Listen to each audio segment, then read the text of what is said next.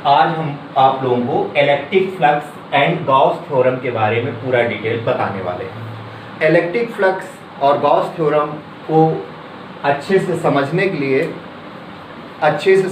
लिए सबसे पहले आपको ये पता होना चाहिए कि एरिया क्या है, फिर पता होना चाहिए कि एरिया वेक्टर क्या होता है। तो बेसिकली जब हम एरिया की बात करते हैं तो एरिया के बहुत सारे फार्मूले हैं, जिसमें एक सबसे प्रचलित फार्मूला है एरिया का, लेंथ इनटू विड्थ। ये एरिया का फार्मूला है। किसी रेक्टेंगुलर शेप का जब हम एरिया फाइंड करते हैं तो area is equal to length into width होता है। किसी सर्कल का एरिया जब हम फाइंड करते हैं तो पाई आर स्क्वायर होता है एरिया। किसी स्फीयर का जब हम एरिया फाइंड करते हैं तो 4 पाई आर स्क्वायर होता है। जब हम एरिया की बात करते हैं, किसी रेक्टेंगुलर शीट का एरिया फाइंड करते हैं तो एल इंटू बी होता है। किसी सर्कल का एरिया फाइंड करते हैं तो ये पाई आर स्क्वायर होता है। लेकिन किसी स्फीयर, जिसको गोला कहते हैं, किसी स्फीयर का जब हम एरिया फाइंड करते हैं तो 4 पाई आर स्क्वायर होता है। ये एरिया है। अब इसके बाद आता है इसमें area vector. Area vector generally इस एरिया के बारे में हमने बताया, ये जो एरिया बताते हैं, ये एरिया आपका नॉर्मल एरिया की बात करेंगे, area is a scalar quantity. जो एरिया होती है, एरिया कैसी क्वांटिटी है? स्केलर क्वांटिटी है। हम जो पढ़ेंगे, जो एरिया हम लेंगे वो आपका 4 पाई आर स्क्वायर होगा। स्फीयर का एरिया होगा 4 पाई आर स्क्वायर, इसका यूज करेंगे।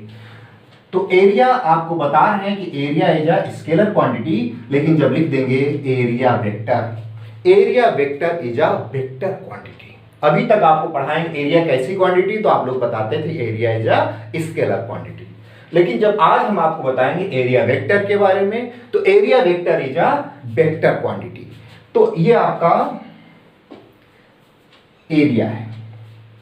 सपोज कीजिए ये एरिया ए है, तो यहां पर हमने इसको दिखाया है कि ये क्या है? स्केलर क्वांटिटी है। लेकिन जब इस एरिया की एक पर्टिकुलर डायरेक्शन हो जाती है तो हम उसको क्या कहते हैं? Area vector. इसके ऊपर एरो का साइन लगा देते हैं। जब इस ए के ऊपर एरो का साइन लग गया तो इसको एरिया वेक्टर कहेंगे। और इसकी वैल्यू क्या हो जाएगी? ये आपका area A into N cap. Area A इसका मैग्नीट्यूड है और एन कैप की वैल्यू क्या होती है? 1 होती है। ये एन कैप डायरेक्शन को रिप्रेजेंट करेगा। ये मैग्नीट्यूड है और ये डायरेक्शन है। जिसमें मैग्नीट्यूड और डायरेक्शन दोनों आ जाते हैं वो आपका एरिया वेक्टर बन जाएगा। वो क्वांटिटी वेक्टर क्वांटिटी बन जाएगी। ये एरिया है और एरिया की ये डायरेक्शन है, दोनों मिल करके एरिया वेक्टर को रिप्रेजेंट करेंगे। जब हम एरिया वेक्टर की बात करेंगे तो वेक्टर ए इक्वल टू लिख देंगे A into N cap. N cap मतलब इस न्यूमेरिकल वैल्यू की भी एक पर्टिकुलर डायरेक्शन है, तो ये इसकी डायरेक्शन दिखा दी गई है। ये आपका एरिया वेक्टर है। एरिया वेक्टर के बाद आता है solid angle.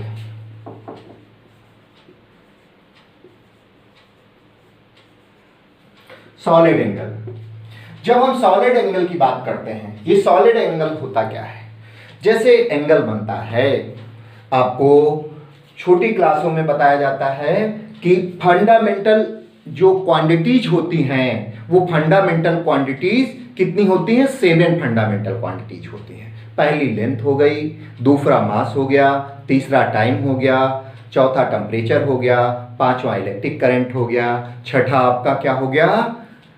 Intensity of light हो गई, और सबस्टेंस ऑफ मैटर। ये फंडामेंटल क्वांटिटीज कितनी है? 7 है। 2 सप्लीमेंट्री क्वांटिटीज बताई जाती है। एक सप्लीमेंट्री क्वांटिटी बताई जाती है एंगल, और दूसरी सप्लीमेंट्री क्वांटिटी बताई जाती है सॉलिड एंगल। उसी समय क्लास 9th स्टैंडर्ड में ही आपको एंगल की यूनिट क्या होती? रेडियन। तो सॉलिड एंगल की यूनिट क्या होगी? तो सॉलिड एंगल की यूनिट होती है steradian. Steradian is the unit of solid angle. अब ये सॉलिड एंगल बनता कैसे है? ऊपर वाले पोर्शन को थोड़ा सा हम मिटाना चाह रहे हैं सॉलिड एंगल बताने के लिए।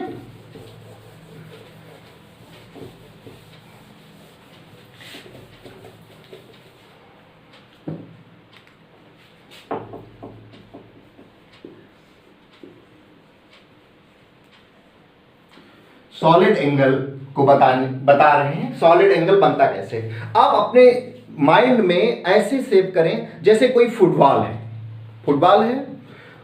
फुटबॉल आप अपने दिमाग में बिठा ले कि फुटबॉल है, होता है फुटबॉल में ये इस प्रकार से हमने फुटबॉल बना दिया।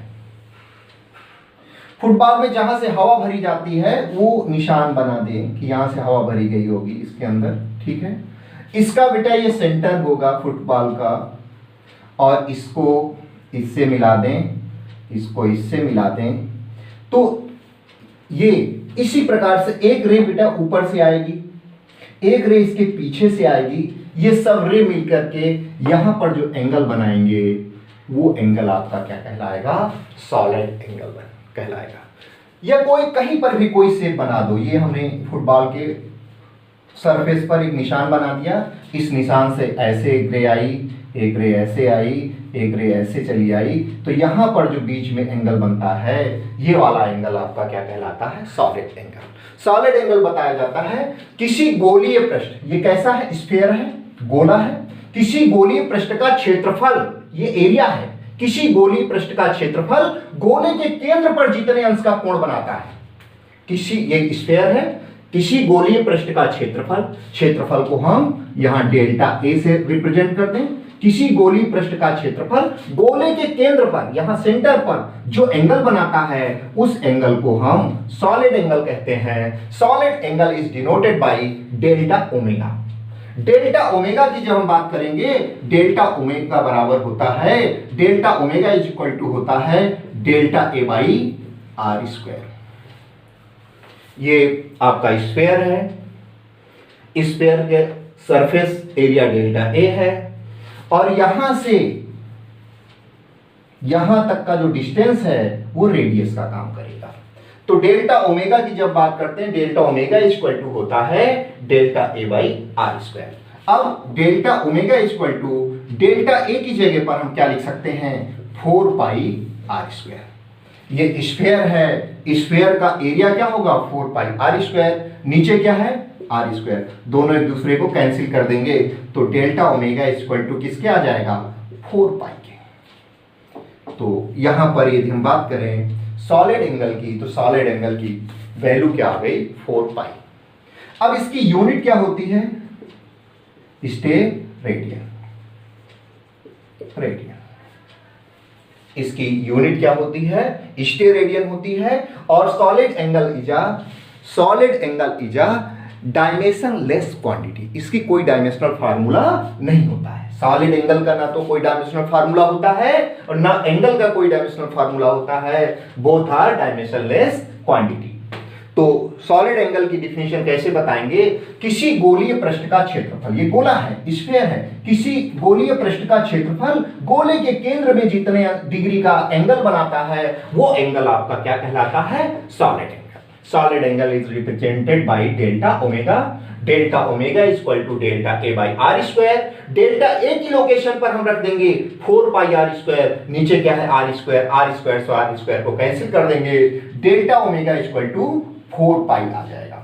सॉलिड एंगल की जो यूनिट होगी वो स्टेरेडियन होगी। Solid angle is a dimensionless quantity. अब सॉलिड एंगल के बाद आता है, यदि हम बात करते हैं तो आ जाता है इलेक्ट्रिक फ्लक्स। ये यहां पर ये इलेक्ट्रिक फ्लक्स, इसकी हेडिंग भी डाले हैं। अब इसके बाद हम बात करते हैं इलेक्ट्रिक फ्लक्स की।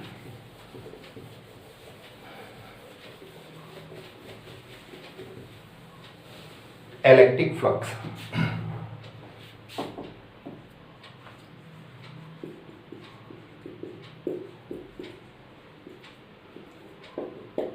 इलेक्ट्रिक फ्लक्स छोटी क्लासों में 10th स्टैंडर्ड में आपने पढ़ा होगा मैग्नेटिक फ्लक्स। 10th स्टैंडर्ड में आपने पढ़ा था magnetic flux. Magnetic flux is denoted by phi B. Magnetic flux is denoted by phi B. यहां पर हम पढ़ रहे हैं इलेक्ट्रिक फ्लक्स, तो electric flux is denoted by phi E.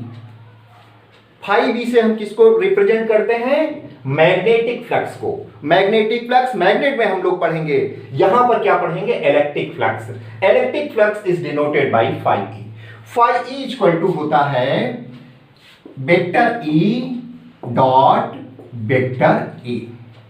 Phi E equal to होता है vector E dot vector A. ये ई क्या है? इंटेंसिटी ऑफ इलेक्ट्रिक फील्ड, और डेल्टा ए क्या है? Area vector. एरिया वेक्टर, ये E intensity of electric field है और ये आपका एरिया वेक्टर है।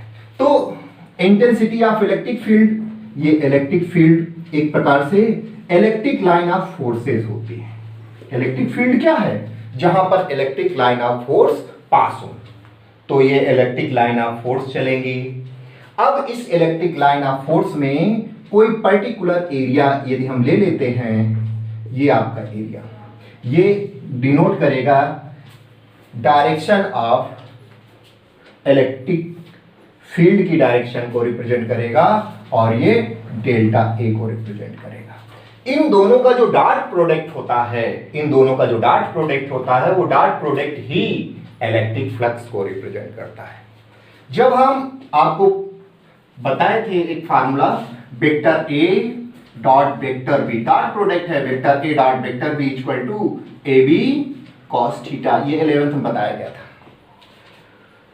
Scalar product of two vectors, दो वेक्टरों का अदिश गुणन, scalar product of two vector, vector A dot vector B equal to A B cos theta. वैसे ही एक वेक्टर ए है, ई है, दूसरा वेक्टर डेल्टा ए है, इन दोनों का dot product phi E equal to, देखिए क्या आएगा?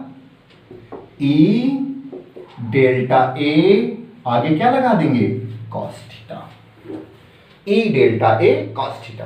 देखिए यहां पर जो हम दिखा रहे हैं, जिस डायरेक्शन में इंटेंसिटी ऑफ इलेक्ट्रिक फील्ड है उसी डायरेक्शन में ये एरिया वेक्टर है। दोनों यदि सेम डायरेक्शन में होंगे तो इस कॉस थीटा की जगह पर आप 0 रख देंगे। दोनों एक दूसरे के परपेंडिकुलर होंगे तो कॉस इसकी जगह पर 90 पुट कर देंगे। तो phi E equal to E dot delta A. अब ई डॉट डेल्टा ए क्या लिख सकते हैं? E delta A cos theta. Scalar product of two vectors के केस में ये आपका बन गया फार्मूला। यहां पर फाई ई क्या है? तो इलेक्ट्रिक फ्लक्स है। ई क्या है? इंटेंसिटी ऑफ इलेक्ट्रिक फील्ड है। डेल्टा ए क्या है? एरिया है। और थीटा क्या है? वेक्टर ई और वेक्टर डेल्टा ए के बीच का एंगल है। दोनों के बीच का एंगल क्या है? थीटा होगा। अब यदि हम यहां पर बताना चाहें कि इलेक्ट्रिक फ्लक्स है क्या, तो इलेक्ट्रिक फ्लक्स ये होता है कि किसी पर्टिकुलर एरिया से पास होने वाली इलेक्ट्रिक लाइन ऑफ फोर्स का जो नंबर होता है वही आपका इलेक्ट्रिक फ्लक्स कहलाता है। किसी भी पर्टिकुलर एरिया से पास होने वाली वैद्युत बल रेखाओं की संख्या को, इलेक्ट्रिक लाइन ऑफ फोर्स की संख्या को हम क्या बोल देते हैं? इलेक्ट्रिक फ्लक्स बोल देते हैं। Electric flux is denoted by phi E. अब यहां पर फाई ई की यूनिट क्या होगी, इसका डायमेंशनल फार्मूला क्या होगा, कौन कौन सी इलेक्ट्रिक फ्लक्स की यूनिट हो सकती है? तो देखिए इसको हम इरेज कर रहे हैं। अब यूनिट ऑफ इलेक्ट्रिक फ्लक्स के बारे में बताने जा रहे हैं आपको।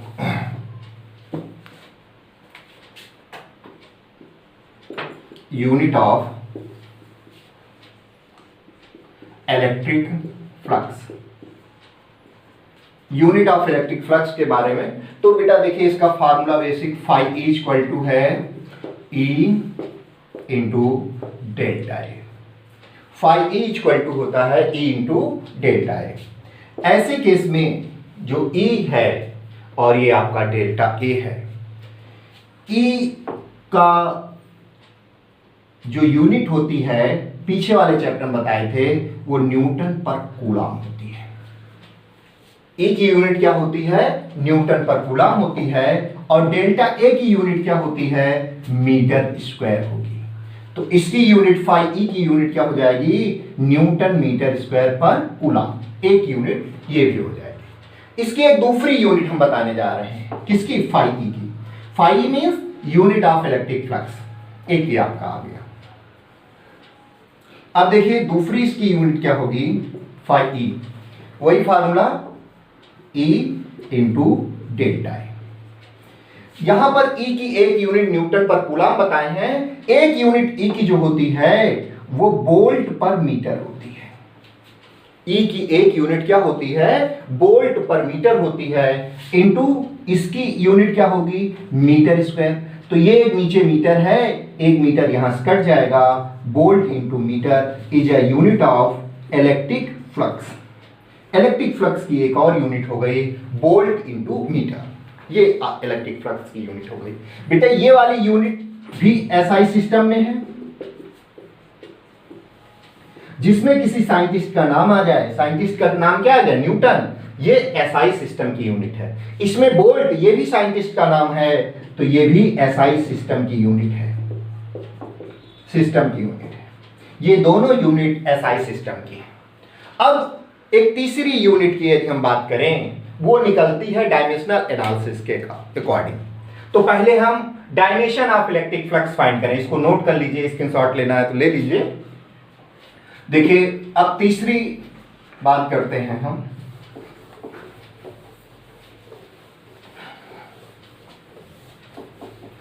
Dimension of electric flux, dimension of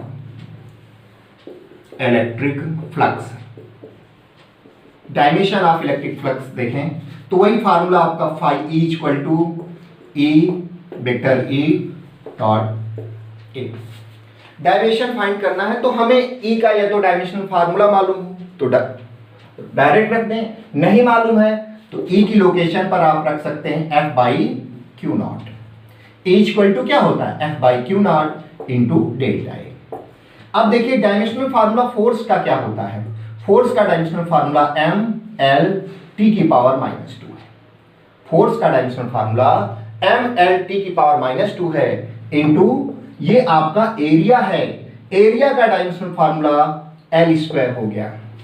नीचे ये चार्ज है, चार्ज का डायमेंशनल फार्मूला क्या होता है, A T. Q equal to क्या होता है, आई टी, आई की जगह पर ए कर देंगे T.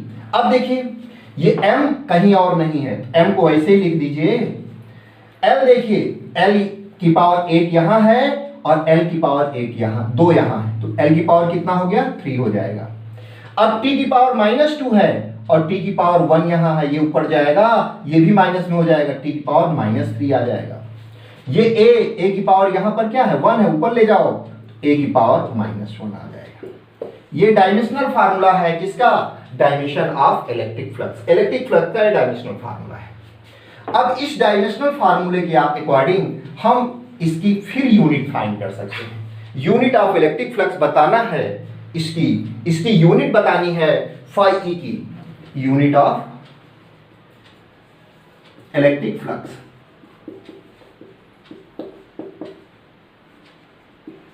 Unit of electric flux बताना है। तो देखिए यहां पे देखिए मास है, मास के लिए हम किसका यूज करेंगे, केजी का। मास है तो केजी लिख देंगे। ये लेंथ है, लेंथ के लिए किसका यूज करेंगे, मीटर का, तो मीटर की पावर 3 आ जाएगा। ये टाइम है, टाइम के लिए किसका यूज करेंगे, सेकेंड की पावर माइनस 3, और ये एम्पियर है, एम्पियर की पावर माइनस 1। तो यूनिट ऑफ इलेक्ट्रिक फ्लक्स क्या हो जाएगी, केजी मीटर क्यूब सेकेंड की पावर माइनस 3 एम्पियर की पावर माइनस 1। ये यूनिट आ गई, यूनिट ऑफ इलेक्ट्रिक फ्लक्स। लेकिन ये यूनिट किस सिस्टम में है, एम के एस ए सिस्टम में है, एम के एस ए सिस्टम में है। तो ये केजी हो गया, मीटर क्यूब हो गया, सेकेंड की पावर माइनस 3 हो गया, एम्पियर की पावर माइनस 1 हो गया। एम के ऐसे सिस्टम में वही होते हैं जिसमें मीटर आए, किलोग्राम आए, सेकेंड आए और एम्पियर आए, इसके अलावा और कुछ ना हो। तो देखो इसमें मीटर भी है, किलोग्राम भी है, सेकेंड है और एम्पियर, इसके अलावा कुछ नहीं है। तो यूनिट ऑफ इलेक्ट्रिक फ्लक्स। तो इलेक्ट्रिक फ्लक्स की जो डिफिनेशन बताए थे, किसी पर्टिकुलर एरिया से पास होने वाले number of electric line of force को हम इलेक्ट्रिक फ्लक्स बोल देते हैं। इलेक्ट्रिक फ्लक्स बोल देते हैं। Electric flux is denoted by phi E equal to E dot delta A, vector E dot delta A. Vector E dot delta A वैसे ही है जैसे ए डॉट बी होता था और उसको हम ए बी कॉस थीटा लिख देते थे, उसी प्रकार से E delta A cos theta लिख देंगे। ये थीटा क्या है? Angle between E and delta A. तो फाई ई के आपके पास दो फार्मूले हैं। अब देखिए इसके बाद आपको बताने जा रहे हैं कि गॉस थ्योरम है क्या। गॉस थ्योरम के बारे में मेन टॉपिक आ गया, गॉस थ्योरम।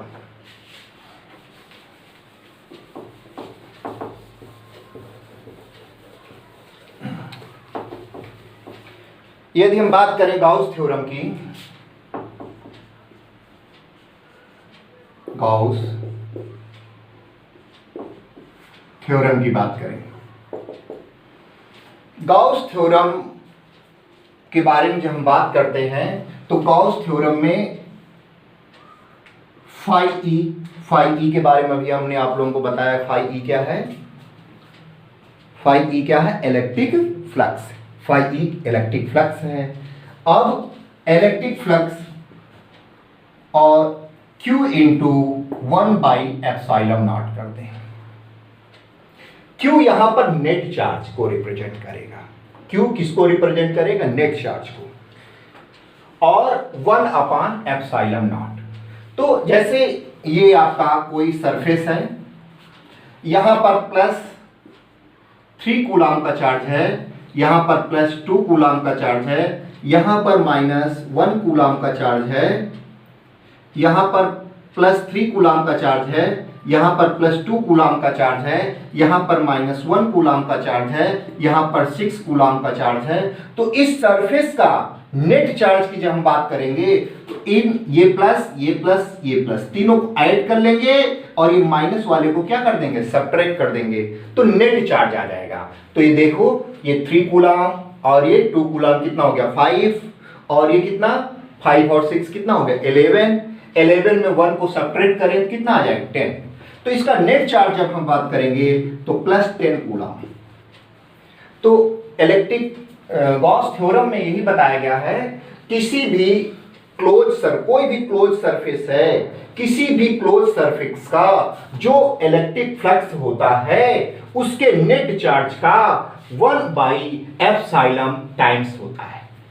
किसी भी क्लोज सरफेस का गॉस थ्योरम में यही बताया गया है। डिफिनीशन ऑफ गॉस थ्योरम क्या है? ये कोई भी क्लोज सरफेस हो, उस क्लोज सरफेस का जो भी इलेक्ट्रिक फ्लक्स होगा वह इलेक्ट्रिक फ्लक्स नेट चार्ज का, ये क्यों क्या है? यहां पर नेट चार्ज है, नेट चार्ज का 1/ε0 टाइम्स होता है। ये बताया गया है। अब इसको आप ऐसे भी लिख सकते हो, phi = Q/ε0। ये गॉस थ्योरम है। निश्चित है कोई थ्योरम है तो उसकी प्रूफिंग आपको करनी पड़ेगी, उसका प्रूफमेंट आपको करना पड़ेगा। तो जब हम गॉस थ्योरम की बात करते हैं तो गॉस थ्योरम की ये डिफिनीशन है।